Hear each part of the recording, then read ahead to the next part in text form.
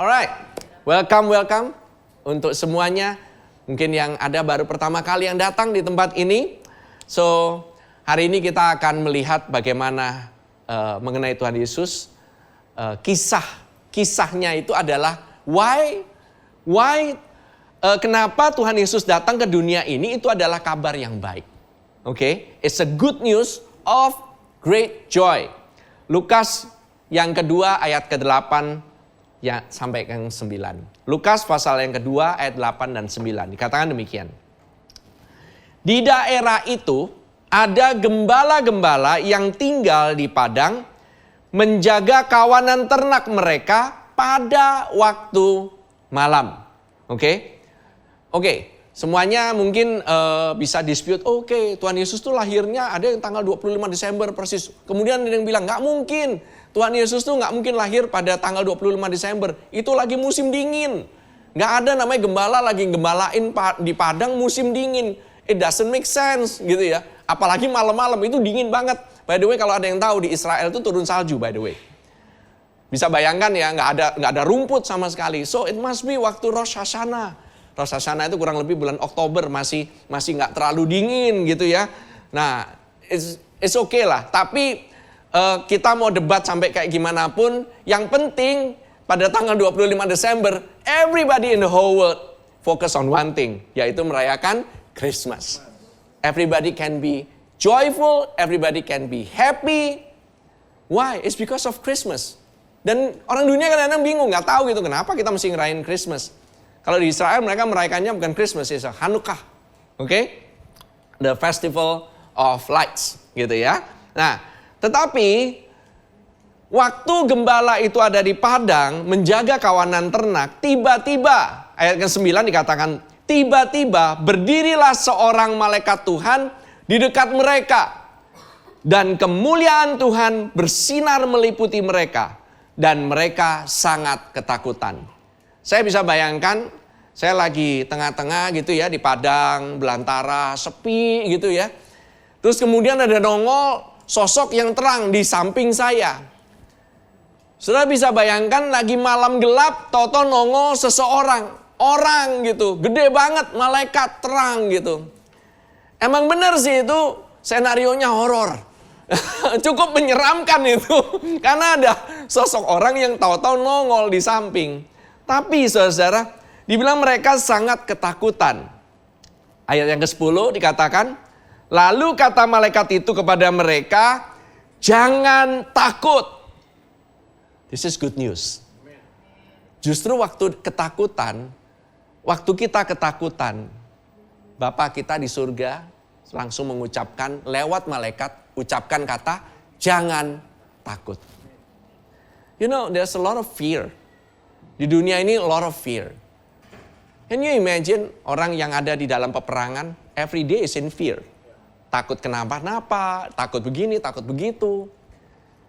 Orang yang lagi kekurangan, takut nggak bisa makan, takut nggak bisa spend, takut nanti bagaimana, besok tagihan, takut nggak nyampe omset, takut targetnya gagal. Mungkin ini udah sampai akhir tahun. Dan saudara udah bingung, kenapa tahun ini kok kayak begini? Kok kayaknya tambah suram?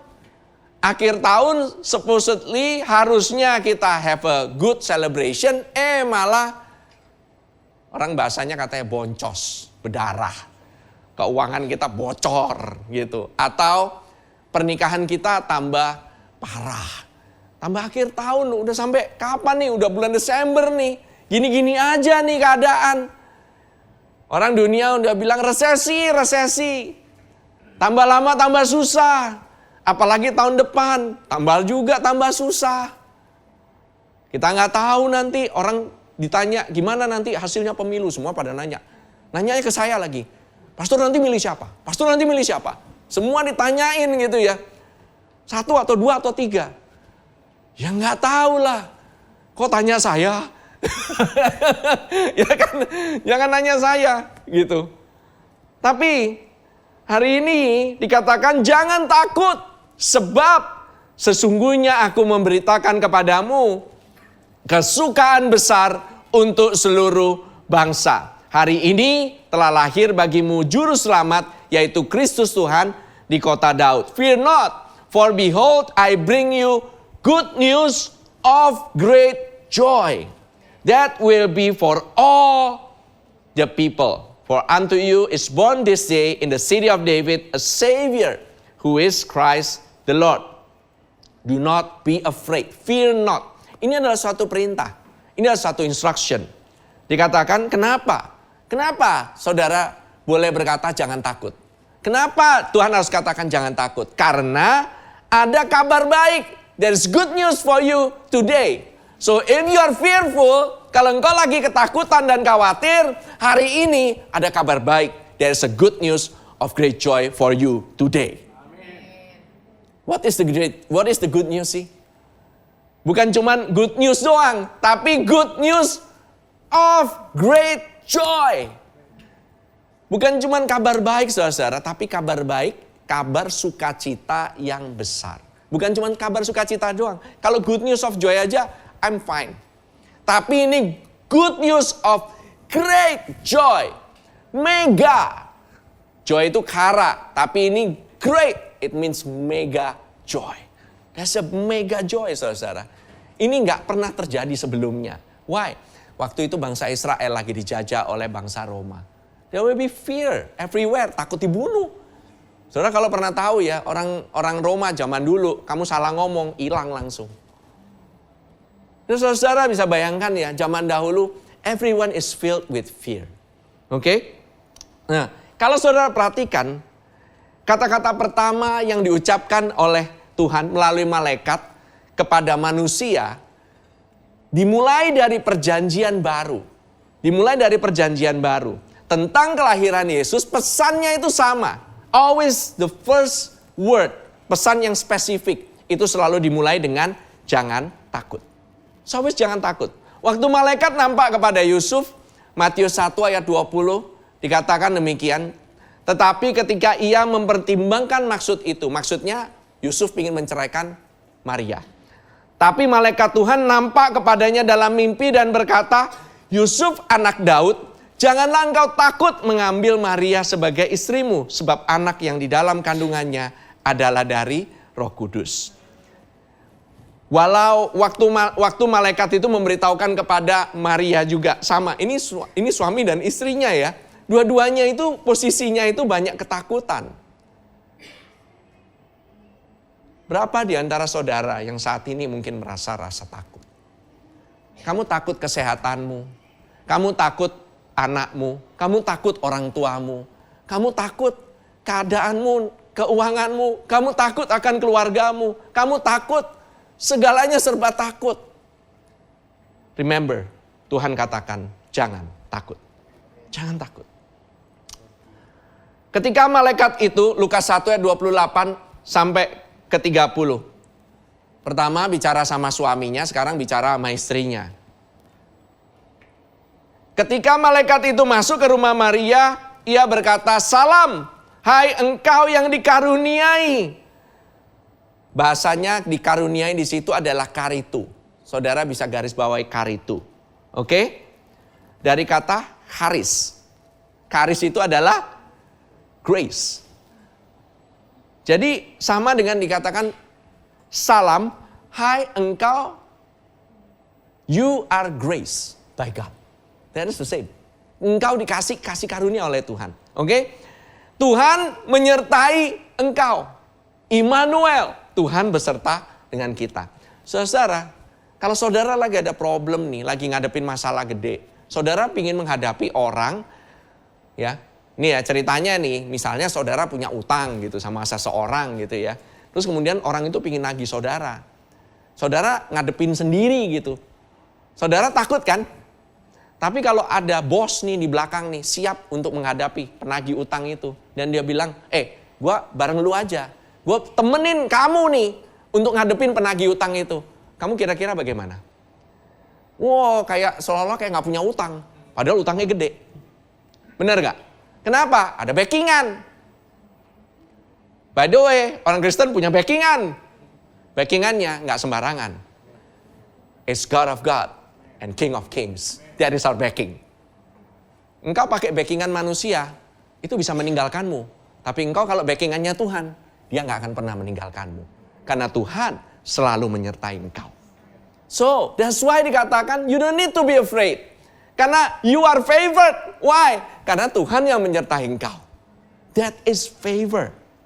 Kadang-kadang kita cuman seperti dikatakan oleh our worship leader, Pastor Fedri, katakan, kadang-kadang kita cuman kayak Sinterklas. Tuhan tuh kayak Sinterklas, wah hadiahnya gede-gede di sini. Saya tadinya berharap di sini beneran ada hadiah gede banget gitu. Ternyata ya ini dekor doang gitu ya. Kalau di dalamnya gitu ya ada apa ya? Misalnya saya nggak tahu gitu ya. Ada robot vakum di dalam yang super canggih. Wah semuanya pasti kepingin pergi ke sini, pingin ngambil ini hadiah satu persatu. Yang paling atas tuh, yang paling kecil tuh isinya diamond ring. Wah, bawahnya itu satu set Swarovski. Itu semuanya. Ibu-ibu pasti pada kemari duluan.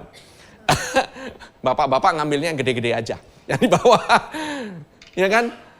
Saudara, we love to get gifts. Kita suka untuk dapat hadiahnya. Tapi kadang-kadang kita lupa dengan pemberi hadiahnya. It's best kalau dia beserta dengan kamu, tiap hari kamu bisa dapat gift. Every day you want to ask for gift, dia akan kasih.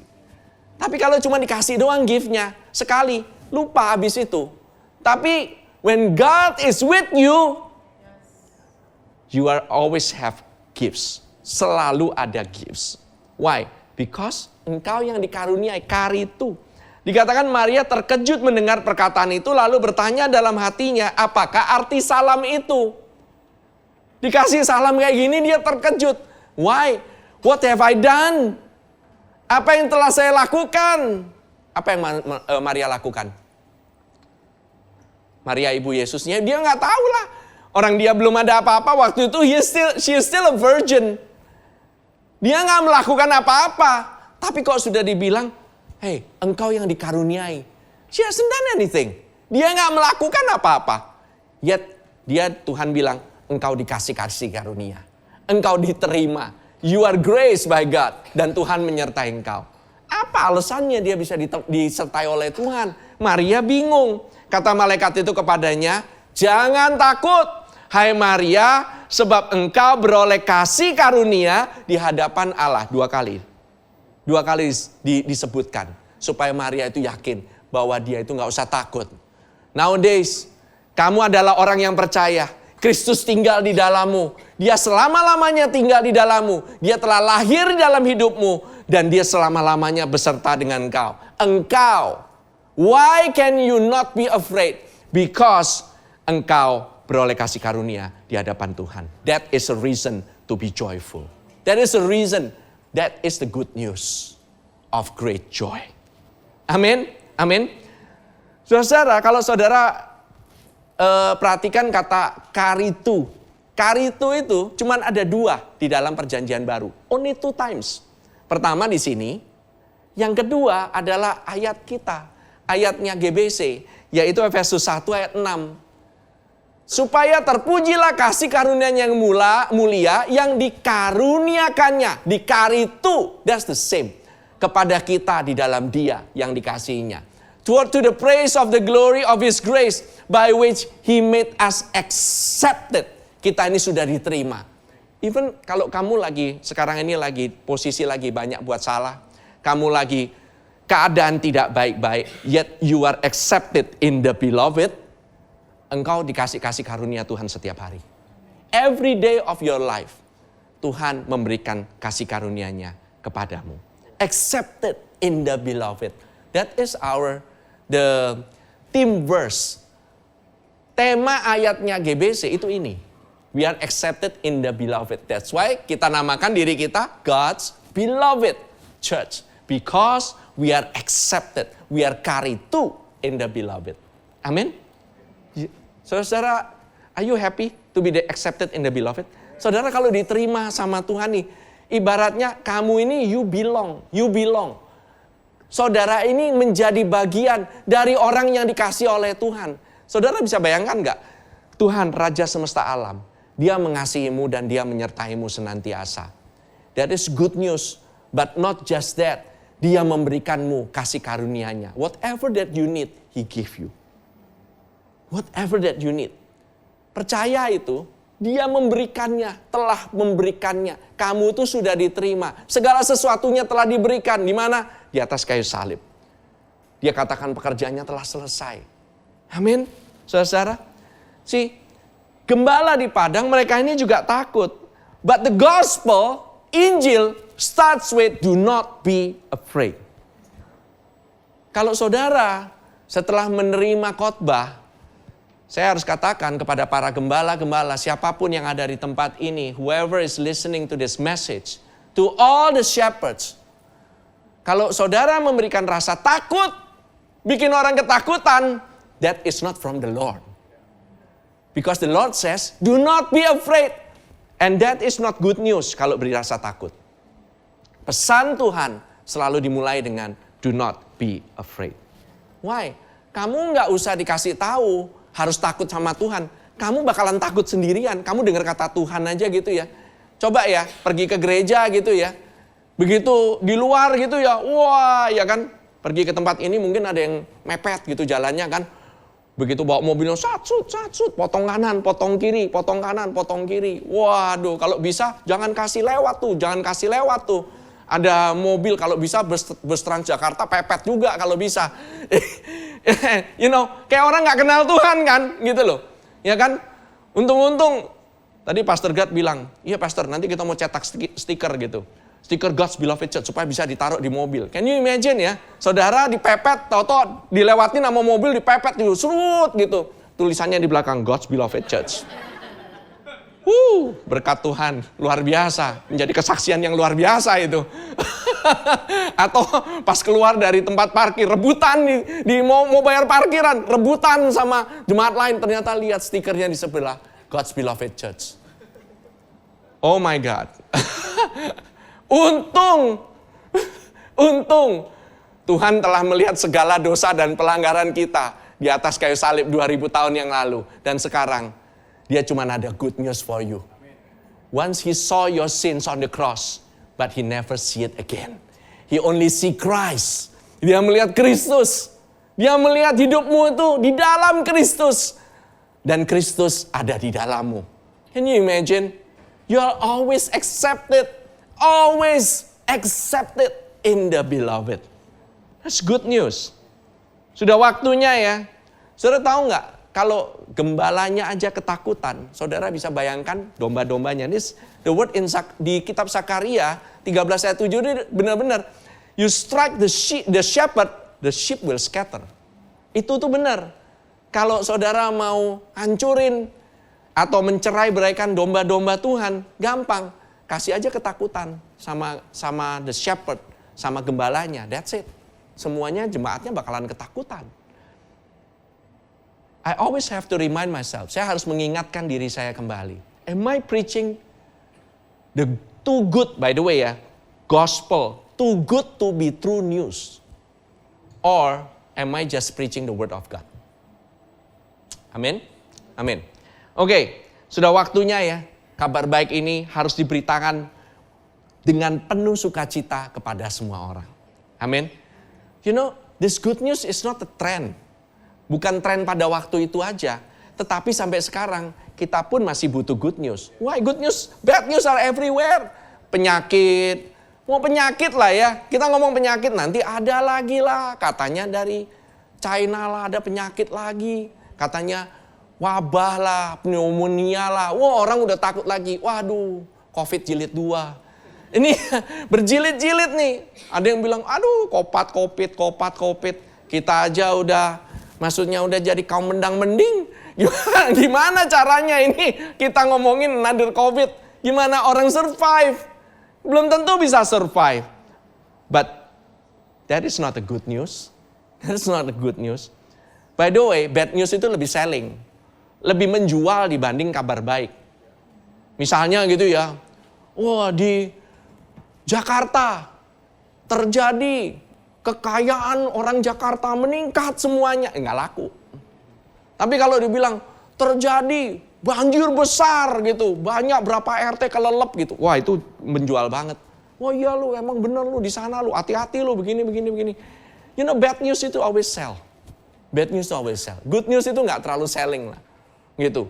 Hari ini tidak ada kecelakaan pesawat sama sekali. Semuanya mendarat dengan selamat. What's the news? Nggak ada yang laku. Itu nggak bakalan dibaca sama orang. Tapi begitu ada, wah, orang masuk ke pesawat, ngamuk-ngamuk, dikeluarin dari pesawat. Wah, jadi good news. Bad news semuanya. Iya kan? Wah, emang dasar. Malah digosipin, digibain. Ya kan? Kita ini nggak ada satupun yang lolos daripada itu. Dunia ini udah penuh dengan, kita aja dikasih kabar aja. Saudara ya, coba ya, saudara ada di rumah sakit nih. By the way, I don't know ya siapa yang mungkin saudara punya saudara atau siapa yang ada di rumah sakit. Kemudian saudara dikasih kabar gitu. Ada kabar lu dari rumah sakit lu gitu. Itu kita aja udah dengar kabar aja. Apalagi kita mengenal orangnya, itu deg-degan. Baru mau dikasih kabar aja udah deg-degan duluan. Boro-boro mau dikasih kabar buruk. Kita udah expect hal yang terburuk itu terjadi. Manusia itu expecting bad. But God always expect good things. So let's have an expectation of good. Marilah kita punya pengharapan yang baik. Ekspektasi yang baik. Terutama kepada Tuhan. Tuhan kita itu punya good news. Oke? Good news of great joy.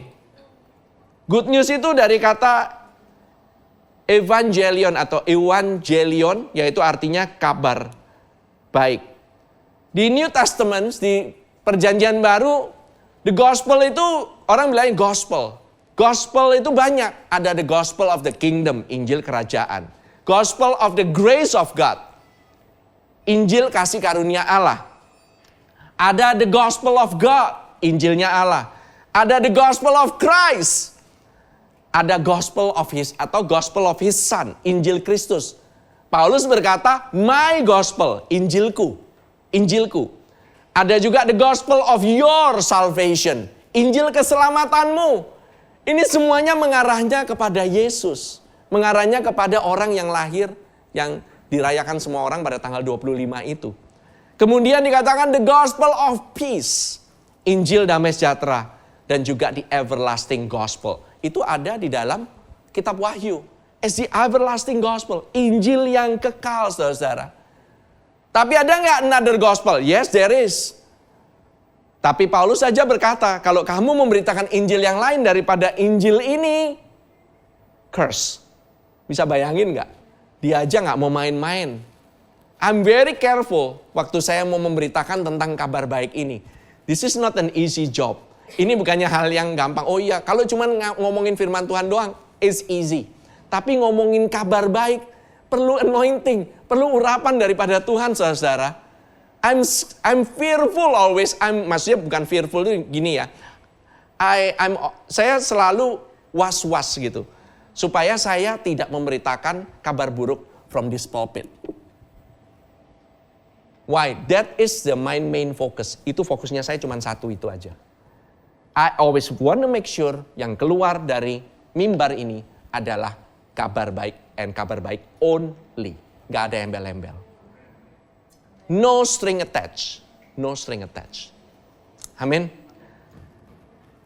By the way, sukacita itu adalah salah satu dari buah daripada Roh Kudus. The result of the good news, kalau orang bilang dia beritakan Injil, the result is always great joy. Selalu ada sukacita yang besar. Because it's a great joy to all men. Artinya kita semua di make sure, dipastikan untuk bahwa Tuhan itu mau make sure bahwa kalian ini bisa dengar kabar ini. Kabar baik ini. Karena kabar baik ini bukan untuk orang-orang yang ada di dalam ini doang. Di dalam ruangan ini doang. Tapi juga di luar sana. Seluruh dunia. God want to make sure kabar baik ini itu boleh diberitakan ke seluruh manusia. This is a good news to all the people. Not to some of the people. Ini bukan good news for the privilege. It's the good news to all men. Saudara harus tahu. Kalau di luar sana saudara mikir gitu, di luar sana mah gak pantas. Luar sana mah pantasnya dihukum. Emang dasar. Dunia kan udah kayak Sodom Gomora. Mendingan nama Tuhan dibom aja sekalian gitu, habis gitu. Thank God, Tuhan bukan kayak saya. Tuhan bukan kayak all the people yang mungkin menyangka bahwa oh iya, kita udah terima good news, kita lebih jago. Enggak. Every day I need good news. Why? Karena why is it good news? Reasonnya adalah karena telah lahir seorang juru selamat. Thank God, Tuhan bilang telah lahir seorang juru selamat. Bukannya telah lahir seorang hakim. Kalau telah lahir seorang hakim, habis ini bumi. Saudara mungkin bilang, gak fair tuh yang itu. Apaan tuh? Kerjaannya korupsi. Cuman main perempuan. Tapi kok dia bisa diberkati. Dia bisa terima kasih karunia. Enak aja dia masuk surga. You wanna know? Kalau Tuhan benar-benar mau fair, gak ada satupun daripada kita yang bakalan masuk surga. If really wanna fair ya, benar-benar fair. Gak ada satupun. Why? Because semua akibat karena kita telah kehilangan kemuliaan Allah. Semuanya itu telah jatuh dalam dosa dan hukumannya adalah maut. Puji Tuhan.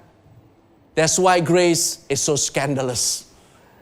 Grace itu gak sesuatu yang membuat seorang itu, wah gitu ya, thank God ada grace gitu. Tapi grace, wah ntar dulu nih.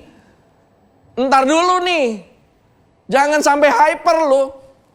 Jangan-jangan yang you preach ini adalah prosperity gospel lo. Mau saya preach Injil kemiskinan? Kalau mau, I make sure bahwa setelahnya kamu saya beritakan, make sure that you are poor. Supaya apa? Supaya kamu bisa merasakan bagaimana rasanya itu menderita di dalam kekristenan. Why? You know the result of the gospel is always for the people to prosper. Always to prosper the people. Always. Why? Karena every day kita ini butuh juru selamat, saudara. Nggak orang yang percaya, nggak orang yang sudah percaya atau belum percaya, semuanya butuh keselamatan daripada Tuhan. You realize that? Terutama yang ada yang lagi ngobrol di mimbar ini. I need a savior. Today telah lahir bagi saya seorang juru selamat. I need to be saved. Saya nggak better than you. Saya juga parahnya sama. Ada yang bilang, wah pastor, pasti nih kalau di rumah nih jadi orang tua pasti keren. Kan namanya pastor. Pasti keren banget. Pasti bisa jadi bapaknya anak-anak nih. Kalau jadi bapaknya anak-anak pasti pastor pasti tiap hari gitu preachingin tuh grace terus ke anak-anak saya. Oh, you don't know. You don't know me. You don't know the house. Just ask my wife. Tanya aja istri saya what happened. What happened this week. Just happening. You know, saya terlebih lagi, today I need to hear this good news. Separah-parahnya saya, you know, I have to say, I'm a failure as a parent. I'm a failure as a father. I'm a failure as a husband. I need saving. Saya butuh saving. Gak ada dari kita yang kebal dari needs of our Savior. Amin. Amin. Puji Tuhan. Hari ini telah lahir bagimu seorang juru selamat. Not the lawgiver. Bukan seseorang yang menuntut keadilan. Tetapi bukan juga cuma seorang yang bilang dia jadi raja. Dia telah lahir seorang raja yang mau memerintah. Tapi telah lahir apa? Kristus Tuhan. The anointed one. Supaya apa? Supaya anointingnya is to break our bondage. Melepaskan kita dari segala ikatan kita. Amin. Amin. Roma 1 ayat 16 sampai 17. About the gospel. My favorite by the way. Sebab aku mempunyai keyakinan yang kokoh dalam Injil. Karena Injil adalah kekuatan Allah yang menyelamatkan setiap orang yang percaya. Pertama-tama orang Yahudi, tetapi juga orang Yunani. Sebab di dalamnya nyata kebenaran Allah yang bertolak dari iman dan memimpin kepada iman. Seperti ada tertulis, orang benar akan hidup oleh iman. Kalau saya dibilang, sebab aku mempunyai keyakinan yang kokoh. Kayaknya kuat banget gitu ya. Bahasa Inggrisnya ini lebih enak. Bagi saya ini lebih ngena. For I am not ashamed of the gospel of Christ. Saya ini nggak malu terhadap Injil Kristus. Now that is different. Kenapa Injil kok bisa buat orang malu? Kenapa? Why? See, there is a power, ada kekuatan yang bikin kita itu bikin malu. Mau ngomong sama orang mengenai kabar baik aja malu. Saudara kalau ngomongin ada kabar baik, ada makanan diskon 50%, itu saudara aja bisa berkuar-kuar kemana-mana. Ini ngomongin kabar baik yang menyelamatkan hidup kita. Kita bisa malu loh. Kita bisa malu. Tapi kalau ngomong, Uniqlo lagi diskon, oh saya nggak boleh nyebut merek ya. Nanti di blip, disensor gitu ya. Nanti saya kena UU ITE. Itu diskon 80%. Wah, pastor, saya habis kelar ini Natalan, saya langsung jalan ya. Saya nggak mau ketinggalan tuh. Diskon 80%. Jangan-jangan nanti sampai sana saya udah kehabisan tuh. Itu kita aja secara langsung gitu. Wow, gitu. Ada good news. Tapi sampai di sana syarat dan ketentuan berlaku, ya kan? Iya, hanya untuk 5 orang pertama. Nah, ternyata udah lewat gitu loh. Dan hanya untuk barang tertentu. Capek deh. Ya kan? Sih, di sini nggak dikasih embel-embel loh. Nggak dikasih embel-embel. Karena apa? Injil adalah kekuatan Allah yang menyelamatkan setiap orang yang percaya. Pertama-tama orang Yahudi, tetapi juga orang Yunani. Hey, saya lagi nyariin syarat dan ketentuan di sini nih. Nggak ketemu. Syarat dan ketentuannya mana? Harusnya Injil adalah kekuatan Allah yang menyelamatkan setiap orang yang percaya. Yang hidupnya sudah benar. Yang hidupnya sudah kudus. Baru dia bisa diselamatkan. Kalau hidupmu masih sembarangan, tapi kamu orang percaya, belum tentu Injil bisa menyelamatkanmu. Lihat dulu hidupnya kayak gimana, benar apa enggak. Kalau hidupnya enggak benar, mana mungkin Injil itu bisa menjadi kekuatan Allah. That is not good news. Hello? It's getting quiet now. Pertama orang Yahudi, tetapi juga orang Yunani. Dibilang di sini, For I'm not ashamed of the gospel of Christ. Artinya Injil mengenai Kristus. Kabar baik tentang Kristus itu apa? Dibilang it is the power of God. The itu definite article. Sudah pasti satu-satunya. Satu-satunya kekuatan Allah yang menyelamatkan itu Injil. Sorry ya, bukan doa. Sorry, bukan puasa. Sorry, bukan perenungan, meditasi setiap hari yang menyelamatkan. Enggak, tapi kabar baik. The gospel is the power of God. Kamu mau menyangkal dirimu, kamu nggak mau berbuat ini itu nggak menjadi kekuatan sama sekali. It doesn't take power. Itu adalah your power untuk menyelamatkan dirimu sendiri. Tetapi the good news is when you have no power, waktu kamu nggak ada kuasa, waktu kamu udah capek, waktu kamu udah at the end of your rope, waktu kamu udah hopeless, waktu kamu bingung gimana cara bilangin ini anak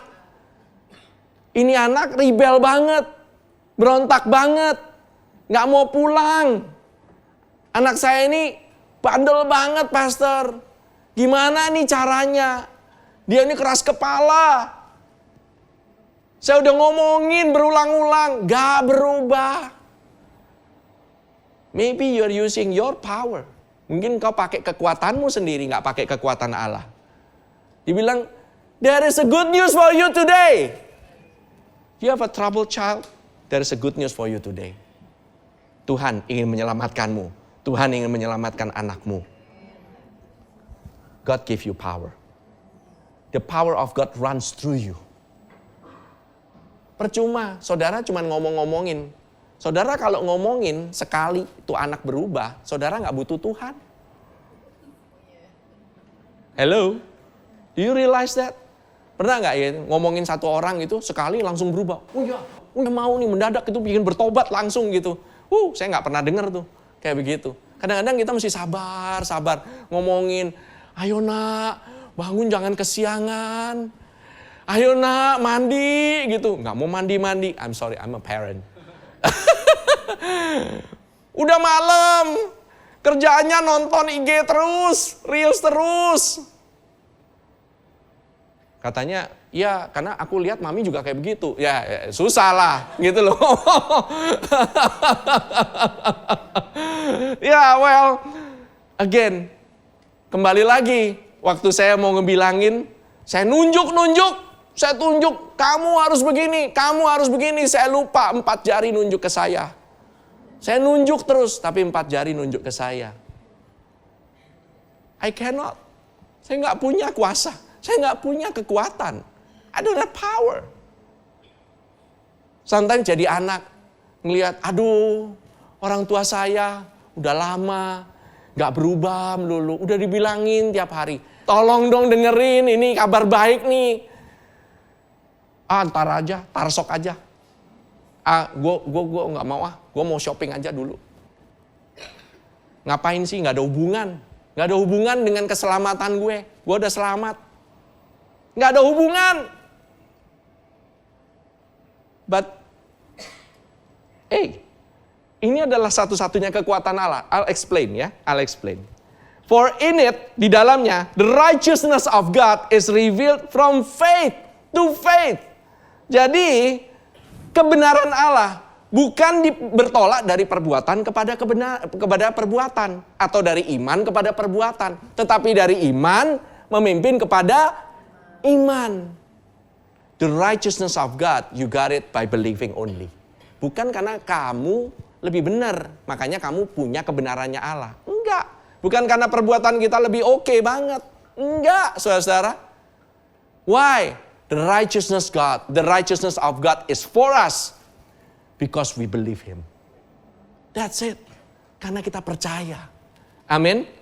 Orang benar hidup karena iman. Saudara, juru selamat ini meliputi apa aja sih? Apa sih yang mau diselamatkan? What is the gospel of Christ saving you? Sometimes kita bingung ya. Apa aja sih? Coba lihat Yesaya 9 ayat ke-6. Dikatakan, sebab seorang anak telah lahir untuk kita. Seorang putra telah diberikan untuk kita. Lambang pemerintahan ada di atas bahunya. Dan namanya disebutkan orang. Penasihat ajaib, Allah yang perkasa, Bapa yang kekal, Raja damai. For unto us a child is born. Ini adalah kata yang sama yang diucapkan oleh malaikat itu. Telah lahir bagimu seorang juru selamat. Unto us a son is given. And the government will be upon his shoulder. Government, pemerintahan artinya, siapa yang bisa merintah seseorang, sesuatu hal? The government, itu adalah pemerintahan yang tertinggi. Amin. Siapa yang bisa merintah sakit penyakit untuk stop? Siapa government-nya? Siapa pemerintahnya sekarang? It's Him. Dia adalah pemerintah satu-satunya. Siapa yang bisa memerintahkan banjir untuk stop? Dia yang ciptakan langit dan bumi. Siapa yang bisa bilang hujan stop? Badai stop? Badai loh. Saya dulu itu suka ngomongin sama anak saya gitu ya. Joel terutama itu dia suka dia punya anointing khusus gitu, especially kalau lagi hujan, karena kita tahu kalau lagi hujan mau kemana-mana ribet, benar kan, mesti payungan gitu, udah hujan deras banget gitu ya. Aku bilang setiap kali si Joel dulu waktu umur 5 kalau nggak salah 5 atau 6 gitu, dia itu suka banget berdoa, dia bilang gitu, Joel ini hujan nih, kamu bilang dong stop. Dia bilang, hujan stop in Jesus name. Dalam nama Yesus. Dia suka ngomong kayak gitu. Saya suka terkaget-kaget. 8 out of 10, 8 dari 10, stop hujannya. Saya sampai bingung. This is a child. This guy is a child. Tapi dia tahu siapa Tuhannya. Dia itu perintah berdasarkan otoritas Tuhan Yesus. Karena lambang pemerintahan ada di atas bahunya. Bukan bahunya Joel, bukan bahunya saya. Lambang pemerintahan ada di atas bahunya. Siapa yang menentukan kondisi perekonomianmu? I'm sorry, it's not pemerintah, tetapi Yesus. Yang menentukan bukan juga dirimu sendiri. Karena kita mikir kita yang mengatur keuangan kita. Look how it gets you. Lihat bagaimana waktu kita ngatur keuangan kita. Berantakan cuy. Gak bisa. Habis. Saya mencoba mengatur dengan hikmat saya. Saya bilang, saya punya software. Dulu saya punya software. Saya masukin, setiap pengeluaran saya masukin. Istri saya bilang gitu. Ngapain lu kecil detil-detil semua? Apa yang mau di-manage? Duitnya aja kagak ada. Lu mau ngatur keuangan, duitnya aja kagak ada. Apa yang lu mau atur? Dia bilang kayak gitu. Saya mikir, ngapain ya saya ngatur-ngatur ya money management, bener juga ya. Kalau duitnya ada mau ngatur mah, oh iya, I know tax planning. Wah, saya bisa ngatur nih perpajakan, ini untuk tabungan, ini untuk jalan-jalan, ini untuk makan, untuk sekolah gitu. But when there is no resources, apa yang mau diatur? Literally. Saya sampai bingung. Saya sampai bengong, saya diem aja gitu. Saya ngelihat kondisi rekening saya cek MBCA, saldo. Saldo saya perlu keselamatan. Tuhan Yesus, tolong saya.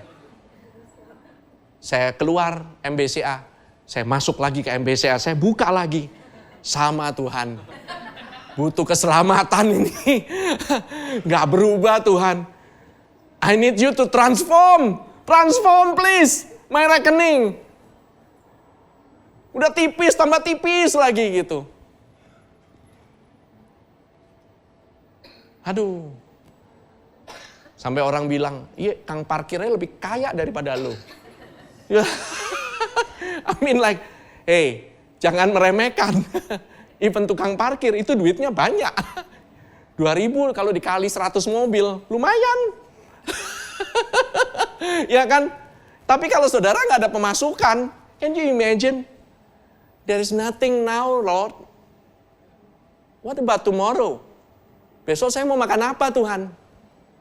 Saya pernah satu saat, itu PLN, udah bunyi tweet. Saya nggak bisa bayar. Yes, I did experience that. Saudara jangan mikir, wah Pastor Yudi, kayaknya keren ya. Wih, punya rumah, punya ini. Yes, one time, itu alarmnya bunyi itu. Toet itu. Bangsa ya sehari sampai hampir hari kedua lah. I don't know. But somewhere, somehow, ada aja uang untuk bisa ngisi token. I don't know from where. Saya cuma bilang Tuhan kau yang menjaga saya. Saya nggak bisa jagain, saya punya money. Untuk apa saya jagain? Saya pantengin terus itu MBCA nggak bakalan itu berubah. Percuma. Oh belum di-refresh pastor. Siapa tahu di-refresh nanti masuk lagi berubah. Kagak. Nggak berubah.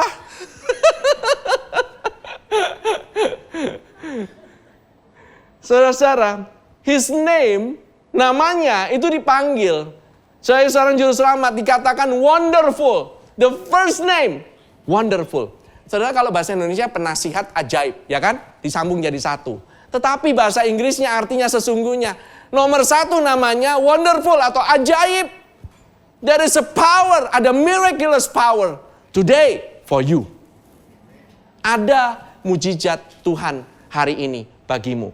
Karena telah lahir bagimu hari ini seorang juru selamat. And that's good news of great joy for you and for me. Kamu bilang gak ada harapan. Thank God, ada hari ini. Tuhan Yesus menjadi harapan kita. Kamu lihat ada keadaan yang gak berubah dalam kehidupanmu? Kamu mungkin melihat masa depanmu itu kayaknya suram, gelap gitu, madesu gitu. Saudara-saudara, remember, hari ini, good news of great joy is for you. Amin. Namanya disebut wonderful, ajaib. Nomor 2, counselor, penasehat. Thank God nama pertamanya bukan counselor. Saudara pernah nggak ya, ada seseorang itu kasih saudara nasihat terus gitu. Dia sih nggak nolongin, dia sih baik orangnya. Bilang, lu mesti ngatur lah duit lu. Ya gue juga udah tahu. Nggak usah lu kasih tahu, gue juga tahu gue mesti ngatur duit gue udah salah. Ngapain gue dikasih tahu? Iya lu mesti ngatur, lu mesti nabung. Apanya mau ditabung? Barang segitu-gitunya mau ditabung apanya? Terus dari situ, iyalah lu mesti ngomongin lah anakmu. Anakmu ini mesti dibilangin. Gue udah bilangin tiap hari itu bibir sampai gede gitu ya. Lidah udah sampai jontor gitu kayak abis makan cabai gitu level 5. Bener-bener gak berubah. I'm tired sometimes. Mungkin ada di sini yang mungkin lagi capek. Lagi capek ngeliat keadaan gak berubah. That's good news for you. That's good news for you. Always a good news for you. Amin. Because He is not just wonderful. He is also your counselor. Dia penasihatmu. Amin. Mighty God, everlasting Father, and Prince of Peace. Kadang-kadang yang kita butuhkan tuh hanya damai sih. Damai di rumah, damai di pekerjaan, damai dalam tubuh kita, kesehatan kita, damai di kantong kita, damai di segala aspek dalam kehidupan kita. Damai dalam relationship, terutama dalam relationship husband and wife, father and child, mama sama anaknya, anak sama orang tuanya. Kadang-kadang yang kita butuhkan cuma damai. Tapi saudara nggak ini ya. Well, you don't need to ask for details, but this week kacau balau. Kayak seolah-olah there is no peace in the house. Saya juga bingung kenapa. There is no peace. Kayaknya dikit ke trigger langsung kayaknya emosi naik gitu. Ada nggak ya pernah kayak begitu? Kayak saya. Kayaknya ngelihat muka aja udah waduh gitu. Bawaannya pengen ngomel-ngomel. Baru ngelihat doang loh. Belum ketemu ini. Baru juga ngelihat handphone. Begitu dapat celing gitu WA. Udah sebel banget gitu rasanya. Ada. It happened to me too. Jangan pikir pastor nggak ngeliat WA. Wah gitu. Tenang, bukan saudara di sini. Itu yang di luar sono. Saudara-saudara, saya ngeliat aja gitu kadang-kadang gitu ya udah kebayang gitu loh istilahnya. Wah ini nggak bakalan ada damai sejahtera. Yang ada malah pecah. Saudara udah pernah ngalamin hal seperti itu? Kayak mau ketemu orang bawaannya udah mau pecah aja gitu. Kayak udah males aja gitu. Well, He is the Prince of Peace. Dan Dia mau mendamaikan saudara, even with your enemies. Terutama orang yang kita kasihi, kadang yang menyakiti kita, paling sakit. Dan Tuhan mau mendamaikan itu. Dia memberikan bukan hanya kesembuhan, tapi Dia mau mendamaikan. Tahu nggak siapa yang harusnya paling berasa paling sakit harusnya siapa? Ya Bapa di surga lah.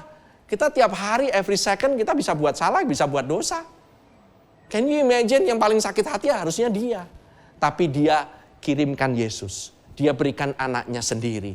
He gave His only begotten Son. Hanya untuk satu. Supaya Dia dan kita bisa berdamai. Dan kita bisa nyebut Dia Bapa. Everlasting Father. Amin saudara. Pertama, kemudian mengapa Yahudi, mengapa Yunani?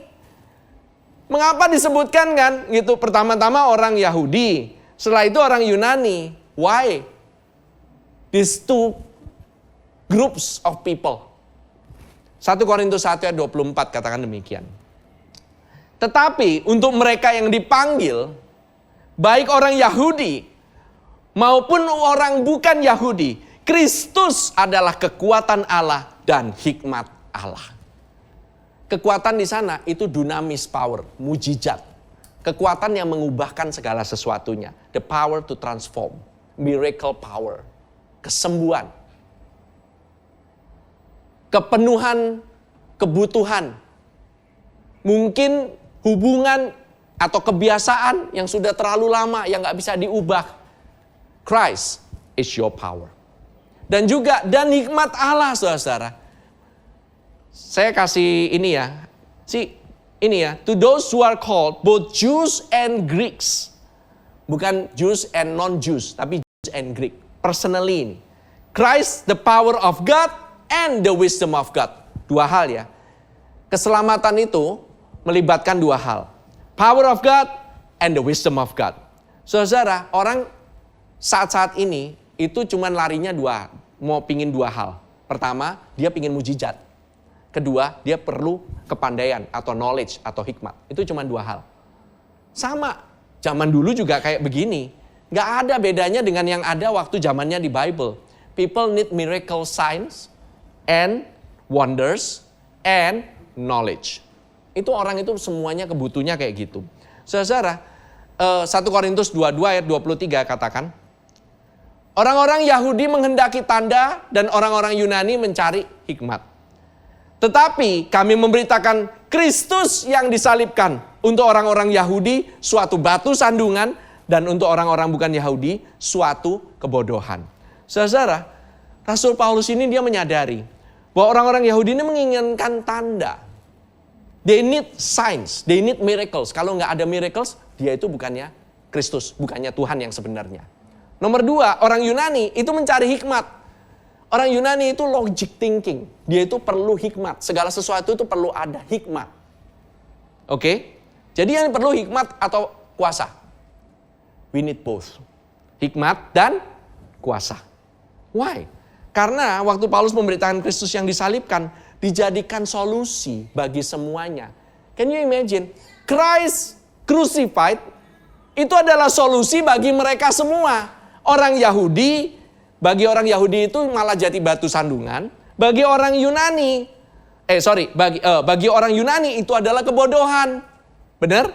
Nah, mereka nggak paham apa hubungannya pewahyuan tentang Yesus dan pekerjaannya yang telah selesai di atas kayu salib dengan yang mereka butuhkan. Saya butuh apa? Mujizat kan? Apa hubungannya Kristus disalib sama mujizat? Apa hubungannya? Apa hubungannya Kristus disalib dengan hikmat? Apa hubungannya coba? Nggak ada hubungannya sama sekali. Iya kan? Saat ini, thank God kita nggak usah mengejar-ngejar mujizat. Nggak usah ngejar tanda. Dan thank God kita nggak perlu ngejar-ngejar hikmat. Kita cuma perlu dapat satu orang, yaitu Yesus. Dia adalah hikmat dan dia adalah kekuatan Allah. You know, semakin kita mengenal Yesus, semakin kita kenal dia dan pekerjaannya yang telah selesai di atas kayu salib, semakin kita mendapatkan kekuatan Allah dan hikmat Allah untuk segala masalah kita. Oke, saya kasih contoh ya. Saya melihat banyak jemaat ataupun yang saya alami sendiri. Bahwa Tuhan itu melepaskan kita dari kuasa hutang. Dari ikatan hutang. Itu dilepaskan secara mujizat. Banyak yang Tuhan lepaskan secara mujizat. Tahu-tahu utangnya hilang aja. Tetapi saudara perlu hikmat untuk maintain. Bagaimana saudara ini bisa mengelola dengan baik. Kalau enggak jatuh lagi nanti ke utang berikutnya. You need His power to get you out of trouble. But you need His wisdom to maintain you out of trouble. Oke, caranya mungkin aneh. Kok nggak ada hubungan? Kristus, dia mau melepaskan semua. Dia mau buka itu namanya setiap halangan-halangan yang ada di depan kita. Tetapi dengan hikmatnya, dia juga ingin menuntun saudara ke jalan yang benar. Nggak cuma dibukain doang jalannya, tapi jangan sampai salah jalannya. Oke? Nah, saya ada juga ya saudara-saudara, orang mungkin ngalamin problem di dalam pernikahan. Dalam pernikahan banyak sekali struggle, banyak sekali challenge.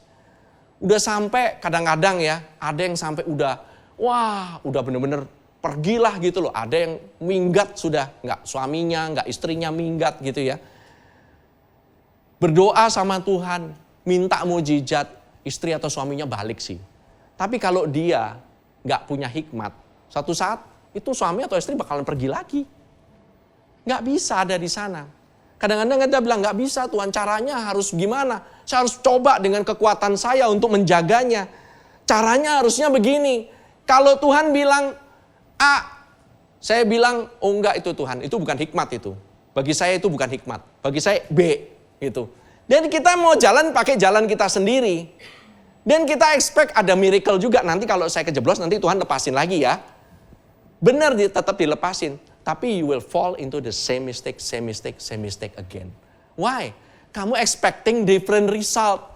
Kamu nggak ngerti purpose-nya apa. Tuhan lahir dalam kehidupanmu. Oke? Nah, contohnya kayak gini ya. Saudara tahu ini apa ini? Nah, siapa yang tahu ini? What is this? Ya, apa? Indomie goreng. Tulisannya Indomie mie instan mie goreng. Ya kan? Mie goreng kan? Mie goreng. Oke. Alright. Ini saya keluarkan di sini. Nah. Oke. Di sini ini ada Indomie yang sudah saya masak. Wah, so good. Udah lapar belum? Baunya sampai ke sono enggak? Bau bawangnya, enak banget ini. Indomie mie goreng ini memang salah satu yang terbaik. Ya kan? Ya kan? Oh, Indomie goreng. Wah, ya kan? Wah, Indomie goreng. Joel, mau? Joel biasa suka anak saya. Irene, ya kan? It's good, right? Indomie goreng. Nih, saya cobain nih. Waduh. Wow. Nikmat ya, dadar. Gak ada yang menggantikan Indomie goreng di masa lagi hujan-hujanan. Rasanya enak sekali. Mau pakai telur, mau pakai apa, enak banget. Enak banget ini. Oke. Ini Indomie goreng ya. Oke. Ini Indomie goreng. Ini Indomie caranya digoreng. Baunya angus-angus dikit. Rasanya kayaknya agak pahit-pahit nih. Berasa angus, pahit banget ini. Kelihatan nih, hitam banget gitu. Pagi-pagi saya suruh mbak saya goreng. Mbak Dian. Saya suruh dia goreng gitu. Pak, gorengnya kayak sampai coklat. Saya bilang kayak gitu. Kan katanya apa? Indomie mie goreng. Tapi kamu buang bungkusnya, kamu goreng menurut kamu punya hikmat. Ya kan mie goreng, digoreng lah, bakminya lah. Tahu nggak saudara, yang menyebabkan perbedaan apa? Yang menyebabkan perbedaan itu, ajaibnya itu, bakmi direbus bisa jadi mie goreng. Itu ini saudara. Saudara tahu ya, ini apa kan? Coba saudara cuman rebus mie doang, jadi mie rebus. Tapi kalau saudara ada ini saudara tahu apa ini? Micin, bukan micinnya anak-anak micin ya. Micin. Ini by the way, micin ini menginspirasi anak-anak micin kita bahwa mereka menjadi micin yang menggarami dan menyedapkan orang-orang yang ada di sekitarnya. Ada sambelnya, ada minyak sayurnya, begitu dicampur jadi satu, jadilah mie goreng.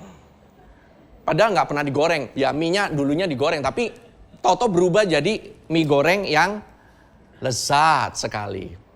Enak kan? Nah, semuanya udah pada lapar. Sebentar lagi saudara akan makan. Tenang. I will close. Saya akan tutup. Saudara tahu nggak maksudnya apa?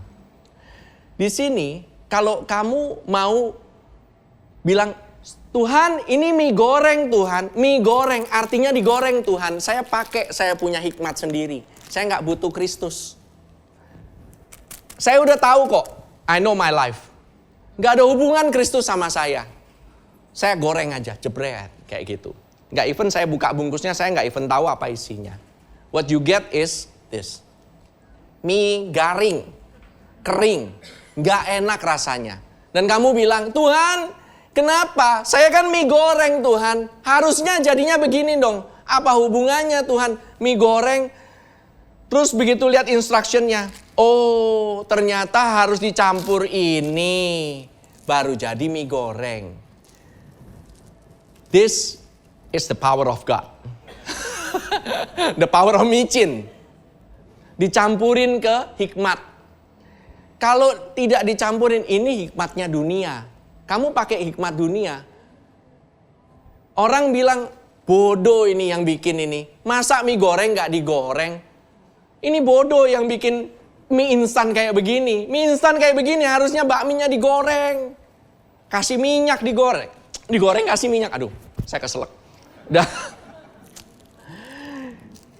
Tapi the genius daripada mie sedap, mie goreng, mie instan ini dicampur bumbu ini menjadi mie goreng yang lezat sekali setelah dicampur. Hikmat daripada Tuhan. Saya kadang begini ya, saya sering ngomong sama orang. Saya kadang-kadang malu kalau ditanyain, apalagi sama orang gereja gitu ya, tanyain, Pastor, saya lagi banyak masalah. Saya lagi banyak masalah, Pastor. Keluarga saya lagi berantakan. Saya lagi kesulitan ini, kesulitan itu. You know the only way, saya cuma jawab, kamu percaya Tuhan.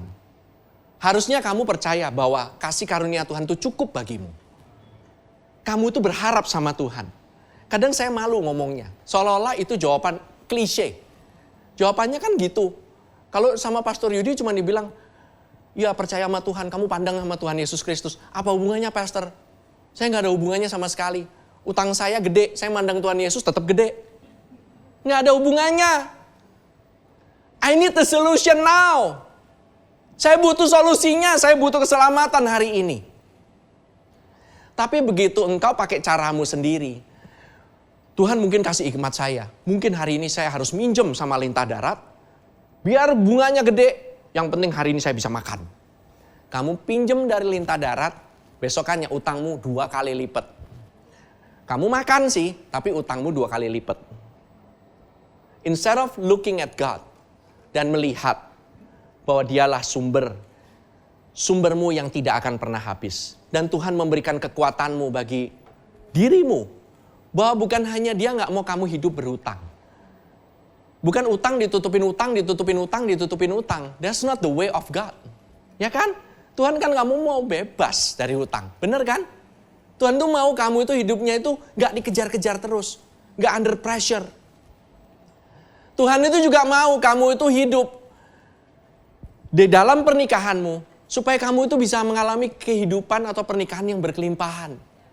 You need His way of salvation, not your way of salvation. Kadang-kadang kita egois. Saya sebagai suami, terutama saya sering egois. Saya diemin juga nanti dia berubah sendiri. Gak berubah. Saya diemin, katanya orang itu cukup didiemin aja. Dia gak berubah. Saya nurutin apa maunya saya. Saya pikir dengan cara begini, semua masalah beres. Apalagi saya bilang, wah pokoknya pakai duit, semua masalah beres. Enggak juga. Ada timbul masalah lagi yang lain yang lebih besar. Saya kadang-kadang malu, cuman ngomong, yuk kamu doakan yuk. Kadang-kadang saya bisa malu sendiri loh. Yuk, Tuhan itu punya kekuatan untuk menyelamatkan. You know, sometimes I'm ashamed of the power of God. Right now, don't be ashamed. Kasih tahu kepada orang, ada juru selamat bagimu hari ini. Tetapi Tuhan mau katakan kepadamu, kamu dalam kediamanmu, kamu cuma cukup teriak sama saya. Sometimes what you need, apa yang kamu butuhkan, adalah kamu berteriak, Yesus, Jesus, save me. Selamatkan saya hari ini. Good news for you, hari ini Tuhan lahir sebagai juru selamat. Gak usah takut. Kamu gak usah ngikutin cara dunia, cara-cara the wisdom of the world. Bagi orang Yahudi itu suatu kebodohan. Bagi orang Yunani suatu batu sandungan. Tetapi kebodohannya Tuhan itu lebih besar daripada hikmatnya dunia. Even the most stupid person in God, he is no longer stupid. Dia itu bisa lebih pintar dari orang yang paling jenius satu dunia sekalipun. Orang yang paling gak punya kuasa, orang yang paling gak jago, justru dia dianggap orang justru paling jago. Padahal kalau ditanyain, gimana? It's only by God's grace. Kayaknya seolah-olah kita jago. No. Nothing good come out from us. Nggak ada yang bisa menyelamatkan kita sebenarnya. Kita ini butuh keselamatan. Even kita orang percaya butuh keselamatan. Saya katakan kepadamu. You need salvation today. Lihat kepada Yesus. Lihat kepada Dia yang memenuhi kebutuhanmu. Pandang kepada Dia. Ketahuilah dalam kehidupanmu Dia mau berkarya. Dia mau mengubah kehidupanmu. Jangan hold on to your own understanding. Jangan berpegang pada pengertianmu sendiri. Pengertianmu itu gak ada apa-apanya dibanding sama hikmatnya Tuhan. Percaya, hari ini Tuhan ingin mengubah kehidupanmu. Amin. Tuhan, ku rindu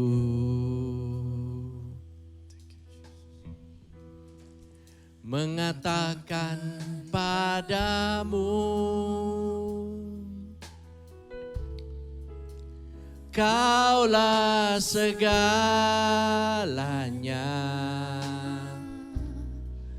dalam hidupku.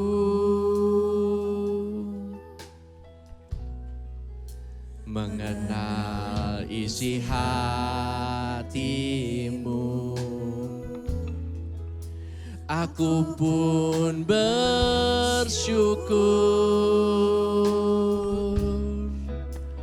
Akulah putramu, putra raja. Mari saudara, saya ajak saudara bangkit berdiri. Ku puji namamu, ku puji namamu, ku sanjung Engkau, oh Tuhan dan Rajaku. Ku puji namamu, ku puji namamu, ku sanjung Engkau, oh Tuhan. Nyanyikan sekali lagi. Tuhan, ku rindu. Katakan kepadanya.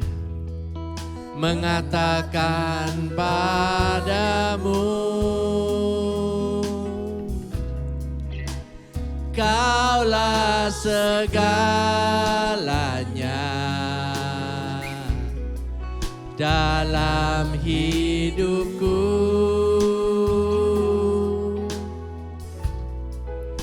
Mengenal isi hatimu, aku pun bersyukur. Akulah putramu,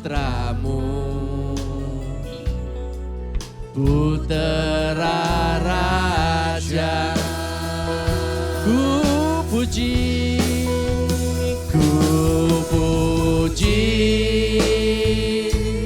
namamu, ku puji namamu, ku sanjung Engkau,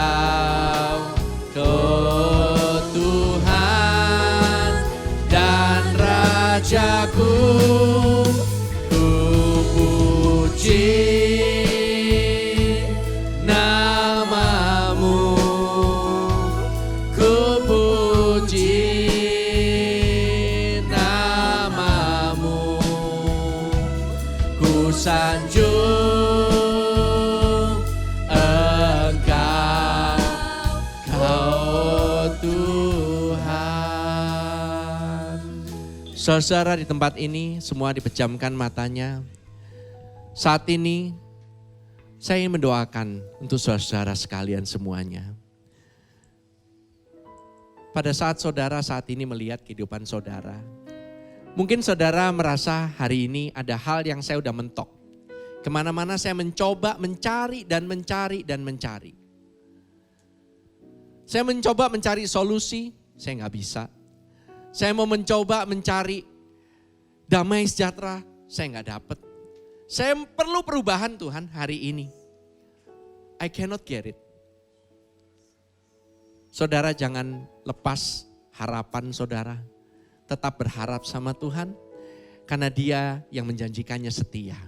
Dan Dia katakan, I will save you. I will save you today. Karena hari ini telah lahir seorang juru selamat. Dan hari ini good news itu masih tetap ada sampai saat ini. Injil akan tetap diberitakan bagi seluruh umat yang ada di seluruh bumi. That Christ born as a savior, not a judge. Bukan untuk mengkondem saudara, bukan untuk menghakimi saudara, bukan untuk menghukum saudara. God is for you and He is with you. Dia itu berpihak kepadamu dan Dia menyertaimu senantiasa. Dia tidak hanya memberikanmu good advice, tetapi Dia berikan keajaibannya. Dia menolongmu, Dia mentransformasikan kehidupanmu. Dia menyelamatkanmu setiap hari dalam kehidupanmu. Apa yang perlu untuk diselamatkan? Mungkin kau hari ini, engkau baru pertama kali mendengar bahwa Tuhan adalah juru selamat. Percaya hari ini, waktu engkau katakan dengan mulutmu, engkau percaya, engkau diselamatkan. Waktu engkau mengaku, engkau dibenarkan. Terima kasih Tuhan Yesus, kalau pada hari ini, pada saat kami melihat, memandang kepadamu, kami tahu keselamatan hanya datang daripadamu. Terima kasih Tuhan Yesus, untuk sukacita, damai sejahtera yang besar, yang kau berikan pada kami, setiap hari dalam kehidupan kami. Kami mengucap syukur, setiap berkat bahwa kami saat ini kami mempunyai kehidupan, kami mempunyai pekerjaan, kami mempunyai teman-teman, kami mempunyai gereja, kami mempunyai keluarga, kami punya ada orang tua, kami punya anak, kami punya suami, kami punya istri. Kami mengucap syukur Tuhan. Engkau mau menyelamatkan setiap aspek dalam kehidupan kami. Kami sanjung Engkau Tuhan Yesus. Biarlah Engkau berkata bahwa apa yang kami saat ini katakan, apa yang saat ini kami lakukan, bukan hanya dengan kata-kata biasa, bukan hanya dengan perbuatan biasa, tetapi dengan urapan daripada kuasa-Mu, urapan yang mengubahkan. Terima kasih Tuhan Yesus. Kami mengucap syukur Tuhan. Bahkan di tengah-tengah tidak ada harapan, saat ini Engkau menjadi harapan bagi kami. Terima kasih Tuhan Yesus. Kami mengucap syukur. Haleluya. Thank you Lord Jesus. Di tengah-tengah kegelapan ini ya Tuhan, Engkau tetap bersinar ya Tuhan. Kami mengucap syukur ya Tuhan. Berkati saat ini jemaat-Mu yang ada di tempat ini. Bless their life. Kehidupan mereka bukan hanya Engkau terangi, tetapi kehidupan mereka melalui diri-Mu di dalam mereka. Mereka menjadi terang bagi orang lain juga. They will live out the life of Christ in them. Dan mereka boleh experience great joy, sukacita yang besar. Meskipun keadaan sangat menantang, tetapi kami tahu ada kabar baik hari ini. Dan kami boleh bersukacita karena terang itu ada di dalam kami. Terima kasih Tuhan Yesus. Thank you Lord Jesus. Kami mengucap syukur di dalam nama Tuhan Yesus Kristus. Haleluya. Amin.